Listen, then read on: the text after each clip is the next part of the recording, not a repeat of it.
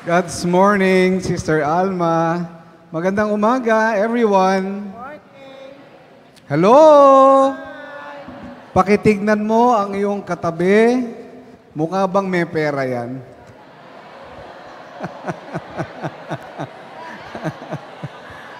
Ano? Yes or no? Lahat ng maraming pera, pumalakpak. Lahat ng gusto, dumami pa ang pera, pumalakpak. Yan ang mga mukhang. Anyway, good morning, sisters and brothers. Our gospel for today is actually about money. Money, money. Think about the money. Ching-ching. Meron ganong song, di ba? Price tag. Yan. Sino kumanta nun? Sino? Okay. Yan. Pag ganyan, kabisado nyo. Anyway, the thing is, first of all, before we dissect the gospel, I'd like to find out, in this room, dito sa lugar natin ngayon, tingin kayo sa paligid. Tingin. Sino ang pinakamayaman dito ngayon nandito? Pakitaas nyo yung kamay niya. Ha? Itaas nyo nga yung kamay ng pinakamayaman tao sa loob ng lugar na ito. Aba? Nagkakagulatan pa. Hello? Okay. But I guess, we need to define sino ba yung pinakamayaman. Tanong nga tayo. Sa mundo ngayon, marami mayaman, sikat. Sino kilala mong napakayaman, brother? Si Pacquiao. Si Pacquiao. Talaga, very local ang dating mo, ha? Okay. O, sino sa iyo ang pinakamayaman na tao sa mundong ikilala mo? Mga C. Henry C. Mag. Henry C. Alam mo ba, nasan si Henry C. ngayon? Gusto mo ba magkita kayong dalawa? Umayos ka, ha? Aga-aga natin, umiinit ang ulo ko sa'yo. Biro lang, brother. Sino pinakamayaman taong kilala mo? Elon Musk. Elon Musk. Ba, sister, ikaw po. Kayo po. Alam niyo, pag naiwas, yun ang masarap tanungin. Yung gumagano, no? Yun, masarap tanungin yun eh. Sino kilala mong pinakamayaman? Rosmar. Sino daw? Kati-TikTok mo, yan napapala mo eh. Si Rosmar, utang na loob ka ha, mayos ka. Nakonsume ko doon.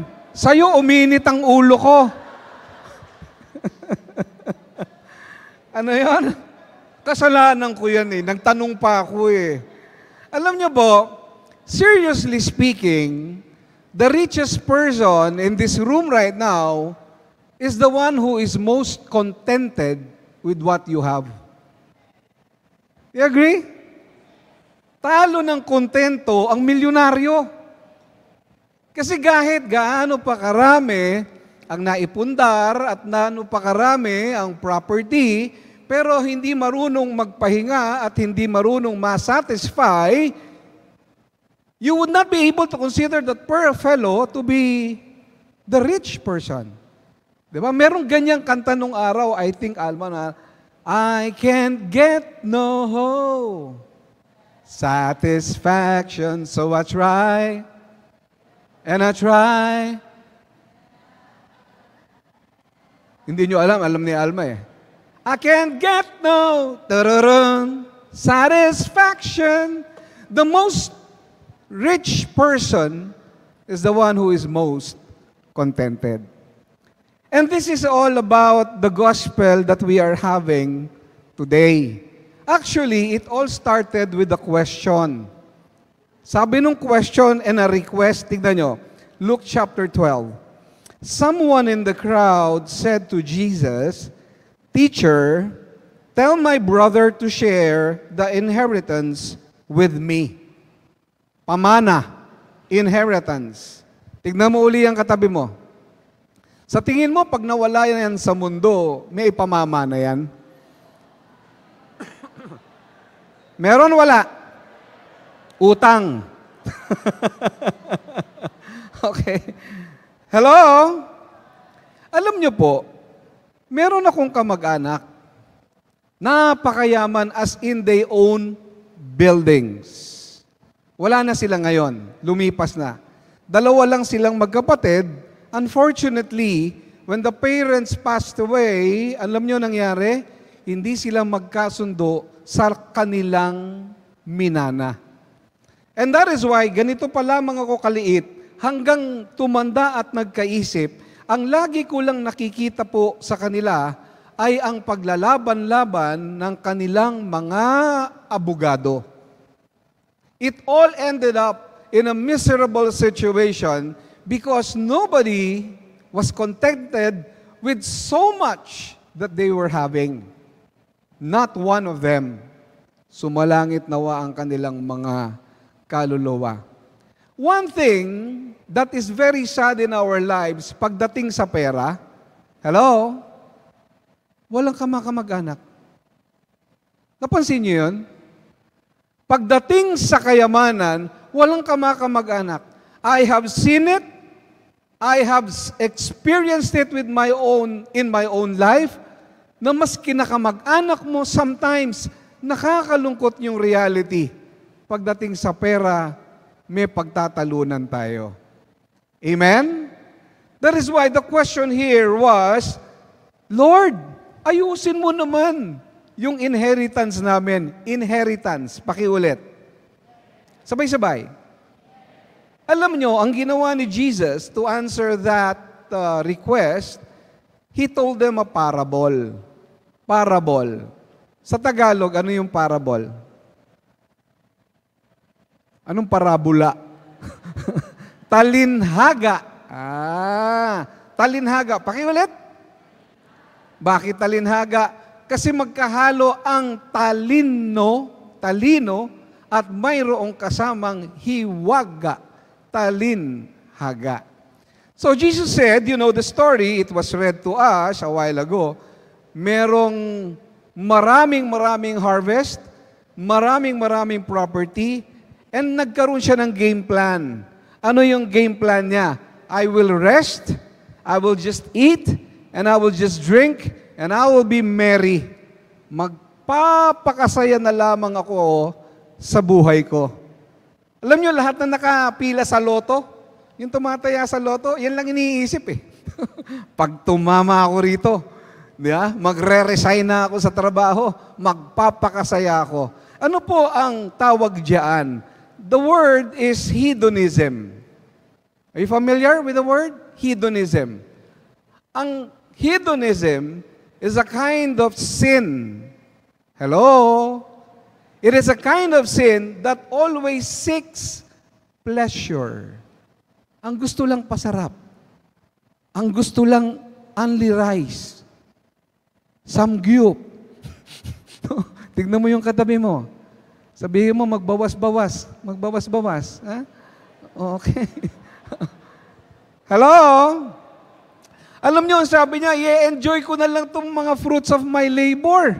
Ano po nangyari, sisters and brothers? But God said to him, you fool. Alam niyo yung fool sa Tagalog? Hangal. Hangal. This night your life will be demanded of you, and the things that you have prepared, to whom will they belong? Saan mo iiwan lahat yan? Ang dami mong pera ngayong gabi, tepo ka. Tignan mo ulit yung katabi mo. Sabihin mo sa kanya, kapatid, wag sa akin, sa katabi. Sabihin mo, kapatid, baka matepo ka. Saan mo iiwan yan? Di ba? You know, those are questions that we need to be asking ourselves time and time again. Kaya po, ang sabi ni Jesus, bakit siya hangal? Tignan nyo to, ha? Bakit siya hangal? Thus will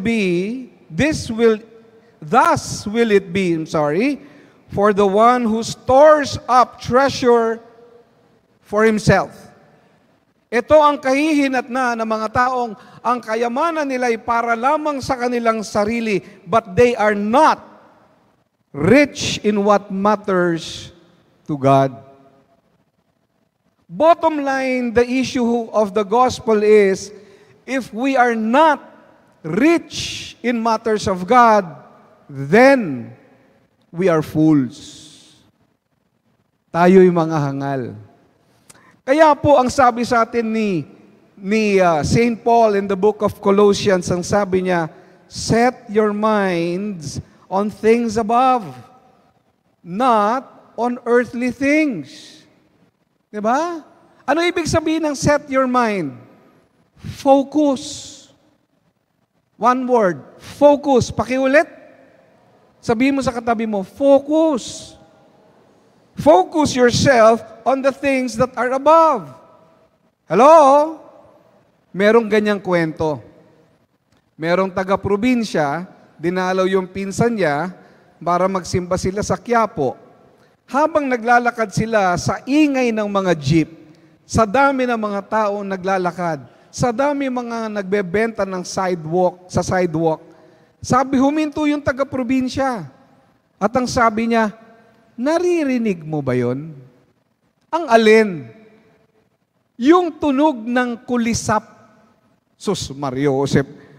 Yung ingay ng mga jeep at mga tao at mga kung ano-ano pa, naririnig mo, ingay ng kulisap. Oo, may kulisap somewhere. Hanap siya, plant box, dinamput niya. Oo, sabi sa'yo, may kulisap eh. Sino nakadinig? Yung taga-probinsya. Pero sabi niya, tignan mo ito. Dumukot siya ng barya. 10 pirasong barya. Hinagis niya doon sa sahig. Huminto yung mga tao doon sa kanyang paligid at lumingon. Why? Kasi ang nadinig nila ay ang kalansing ng pera. Focus. May mga tao, ang focus lang sa mundo, pera. Nag-conduct po ako ng isang recollection for professionals, young professionals. They were about 70 to 80 people. Tinanong ko sila, siguro about 40 of them, without exaggeration, ano ang gusto mong mangyari sa buhay mo? 99.9% answered only one answer. Yumaman. Yumaman. Tingnan mo yung katabi mo. Gusto niyan pera. Yes? Yes? Yes or no? Okay. Tingnan mo ang bulsa. Meron bang laman? Mabuti pa yung pera, may tao. Yung tao, walang. Why? Because we have the wrong focus. Ang focus natin is about the money, money, money. Talk about the ching-ching. Meron pa yun, the bling-bling, something like that, di ba? Money is, walang plastikan tayo, Brother Vic, ha? Mahalaga ang pera.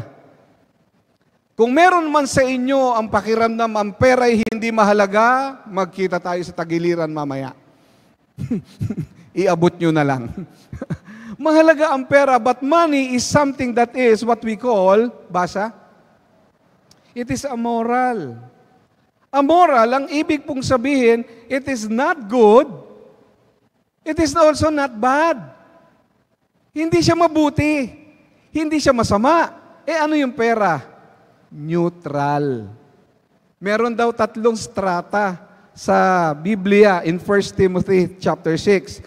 Meron daw mga tao who are not rich.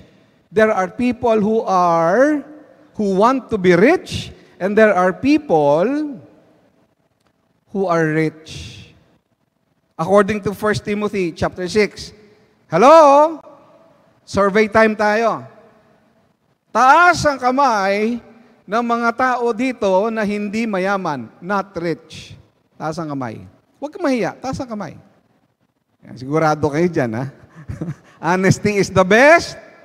Okay. By the way, you can raise your hand more than once. Alright? Ulitin natin. Sino dito hindi mayaman? Taas ang kamay. Tignan nyo yung katabi nyo kung nakataas ang kamay, ha? Okay, baba. Second question, sino ang mga tao dito gustong yumaman? Ayan, ang dami, nadagdagan na. Okay, baba, baba. Eh, sino naman yung mayaman na? Yung mayaman na. Taas ang kamay, yung mayaman na. Alam niyo, parang gusto kong mainis. Di ba? Kaya nyo bang kumain mamaya sa Kentucky Fried Chicken? Kaya nyo? Sino may kayang kumain mamaya sa KFC? May pambili ng KFC. Taas ang kamay. Kung may pambili ka ng KFC, mayaman ka. Bakit? Kasi maraming tao hanggang ngayon di pa naghahapunan. Agree? Okay, so liwanagin natin. Merong payo sa atin ang scripture with regards to all of these three. Hello? Okay, listen ha. Being followers of Christ, we must discipline ourselves to think biblically. Popos ako ha. Absorb it. Think biblically. Why? Because the world has trained us to think emotionally. Mahal ko siya, kaya siya na. Kahit may asawa siya, we are trained to think emotionally. You see? Mahal ko siya, talagang siya na ang para sa akin. Pinakasalan mo naman, very good. Ano na dasal mo ngayon? Lord, kunin mo na. kasi we were trained to think emotionally. Kaya ang dami nating mga palpak eh. Kaya nga sabi, if you're angry, do not decide. Do not make any decision when you're angry. And do not promise anything when you are happy. You might be regretting it later on. Am I making sense? Okay. Other times, we have been trained to think practically. Practically. Dapat lang, Brother Vic, meron akong isang napanood na interview. Iiksian ko lang, limited ang time ko. Maganda yung girl, pumunta sa Manila, walang kakilala. So ano nangyari? Nag-prostitute siya. Nagpabayad for sex. Okay? Nakilala, dahil maganda, naging artista. Ang sabi niya, ini-interview siya, bakit ka nagpabayad for sex? Practical lang ako. We think practically. Kailangan ko ng pera, so I'll do anything. Eh ngayong mayaman ka na, nagbabayad ka pa ba? Nagpapabayad ka ba? Hindi na, syempre. Ako na ang nagbabayad. Alam niyo, totoo to, pero hindi ko sabihin sa inyo kung sino. Open naman yun eh, nasa YouTube yun. What is my point? We were trained to think practically, emotionally, but followers of Christ don't do that. We need to discipline ourselves to think biblically. Biblically about money, this is how it goes. Number one, sino yung nagtaas na, wag nyo na itaas ulit. Yung mga nagtaas ng kamay kanina, sino daw yung hindi mayaman? Ito ho ang sinasabi sa atin ng scripture. Let me read to you, 1 Timothy 6:8. Okay, there you go. Yet true godliness with contentment is itself great wealth. Ang pagiging makadiyos at matutong makontento, kayamanan na. Kayamanan na yon. Okay, tuloy natin. Sabi pa, after all, sa likod ng yan, we brought nothing with us when we came into the world. And we cannot take anything with us when we leave. Kung merong nakakaalam nito 100%, it should be you. Us who are in the death care business. Wala kayong nakitang inilibing na may dinala, maliban sa kanyang barong na may hati pa sa likod. Yes? So anong sabi niya sa atin? If we have enough clothing and food, let us be content. Sa mga walang pera, ano sabi sa atin? Maging kontento kung anong meron tayo. Meron kang damit, meron kang susuotin, meron kang pagkain. Aba, kinakailangan makontento na tayo doon. Doon tayo mag-start. Sabi ni St. Paul, paano daw makokontento? Tignan nyo to. Not that I was ever in need, for I have learned how to be content with whatever I have. I know how to live on almost nothing or with everything. I have learned twice in a row the secret of living in every situation, and whether it is with a full stomach or empty, with plenty or little. Contentment is not something that we are born with. We need to learn it. We need to train ourselves for it. Matuto tayong makontento. Nung araw, punta ako sa mall, nakita ko may TV plasma. Ang laki. Sabi ko, ang saya ko siguro kung meron ako nito. Umalis ako ng mall malungkot. Bakit? Di ko kayang bayaran yung ganong kamahal na TV. Pagdating ko sa bahay, nanood ako sa TV ko, 16 inches, yung mataba. Nanood akong ganyan. Maya-maya, it dawned on me, yung balita doon, yun din ang laman nito. Yung palabas doon, yun din ang makikita ko rito. Mas maganda lang ang resolution doon. But here, I can see the same thing. It's about the attitude, kapatid. Be contented. Sino yung gustong yumaman? Taas ang kamay. Ngayon, taas ang kamay. Yung gustong yumaman. Ba't kumonti na lang? Lahat ng gustong yumaman, pauulanan. Taas ang kamay. Yon. Ano sabi sa atin? Biblically, those who want to get rich, but people who long to be rich fall into temptation and are trapped by many foolish and harmful desires that plunge them into ruin and destruction. Ano po ibig sabihin? Masama ba yung gustong yumaman? Hindi. Pero malaki ang chances matukso. Hello? Pumupunta ako sa mga office prayer groups. Meron mga coordinator, facilitator. At least 2 offices I have been to. Pagdating ko doon, Brother Vic, ganito, nag-aasikaso, nagbibigay ng stipend ko. May isa pa nga naghingi ng libro ng Bible, binigyan ko rin. Pagbalik ko, wala na yung tao nagko-coordinate. Sabi ko, nasan si brother such and such?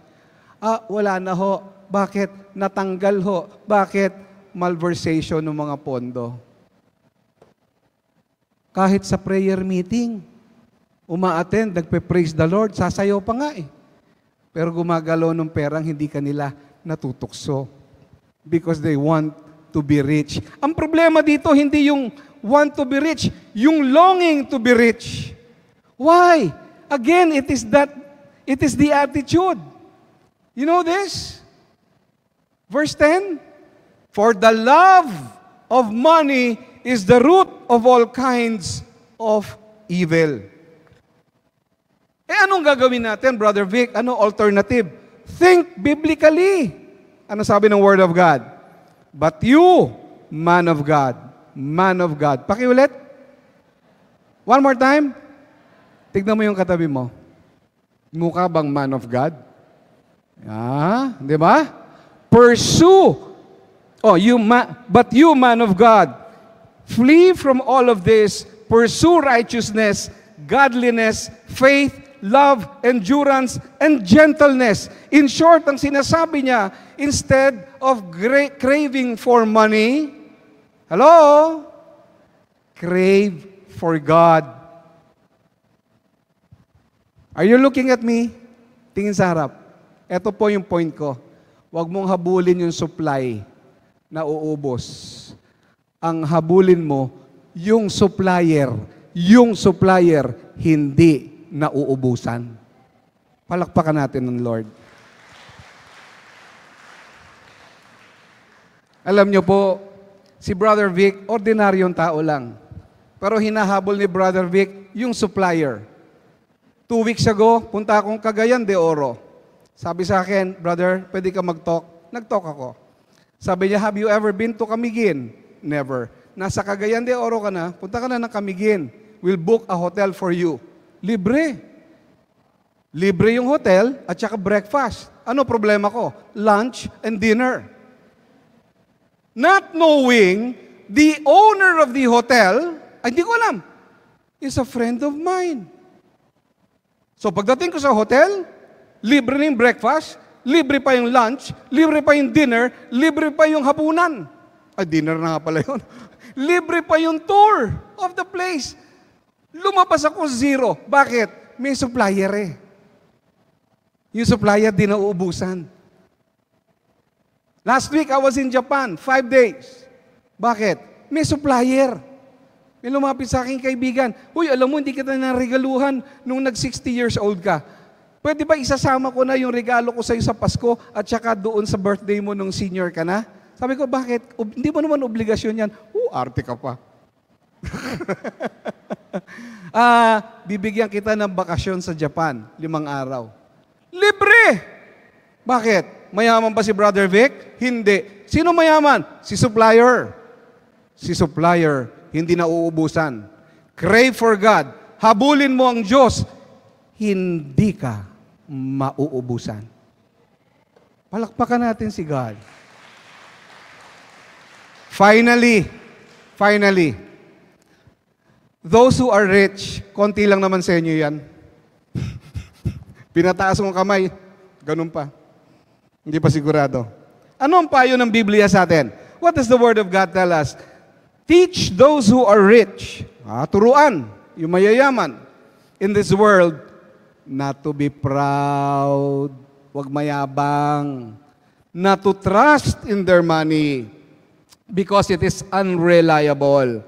Their trust should be in God, who richly gives us all we need for our enjoyment. So yung mayaman, ano sabi? Don't be proud. Conspicuous buying. Pakiulit. Conspicuous buying. Pakiulit. Ayan, good. Ano ibig sabihin? Bumibili hindi dahil kailangan, bumibili para ipakita. Signature. Kailangan makita ang tatak. Nung araw, nung kami ay mga bata pa, ang uso lang na t-shirt, Yeye Bonel. Inabot mo ba yun?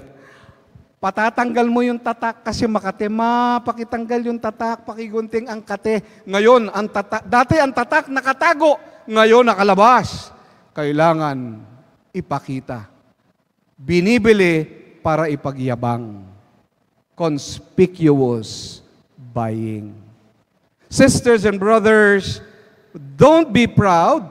Do not trust in your money, but trust in God. Enjoy your blessings and be generous. Ano ibig sabihin ng enjoy? Mayaman ka na. Huwag ka nang kuripot. Mamaya magla-love offering tayo. Ito na naman, magdadalawang isip pa. 20 o 50? 100 or 500? May naguhulog. Sino nagbubukas ng koleksyon? Sino nagbibilang? May 500? Meron? Pag may officer, pag walang officer, walang 500. Huwag na kuripot, i-enjoy. Naalala ko yung isa, panahon na ng Disyembre, di ba? Mauuso na, chestnuts roasting in an open fire. Kastanyas. Ang bango. Magkano? Ang mahal. Hindi bumili ng kastanyas. Pagtawid ng kalsada, nabundol, patay. Namatay ng hindi nakatikim ng kastanyas. Tingnan mo yung katabi mo. Sabi mo, kapatid. Sabihin mo, kapatid, huwag ka nang kuripot. I-enjoy mo yung blessing ni God. Why? Command them, take note, tignan nyo, command them to do good. Para sa mayaman, you do good. Be rich in good deeds. And be generous and willing to share. Amen? Okay, good. In summary, let me end. Okay, yan. Tapusin natin. In life, be contented. Be contented. Kung anong meron, yan na yon. Yan ang napangasawa mo, yan na yon. Wala ka na magagawa. Walang sulian yan. Di ba? Naalala nyo ba, pag may kinakasal, lahat nasa loob ng simbahan, yung babae lang nasa labas, di ba? Tapos yung lalaki na saan? Nasa may altar. Ano ginagawa doon? Nagmamakaawa. Pagbukas ang pinto, papasok yung babae. Ikaw, ang pag-ibig na hinintay. Ano gagawin ng lalaki? Umiiyak. Bakit? Hindi niya malubos maisip, ba't niya ginawa yun? Be contented. Yan na yun eh. Yan ang binigay sa iyo eh. But rather, instead of habulin yung supply, habulin si supplier. Hindi na uubusan si supplier. And if you are there, be generous and enjoy life. Because, sabi ni Jesus, where your treasure is, there your heart will also be. My question is this, nasaan ang puso mo? Nasa kayamanan ba ng mundo o nasa kayamanan na ipinagkakaloob ng Diyos sa iyo?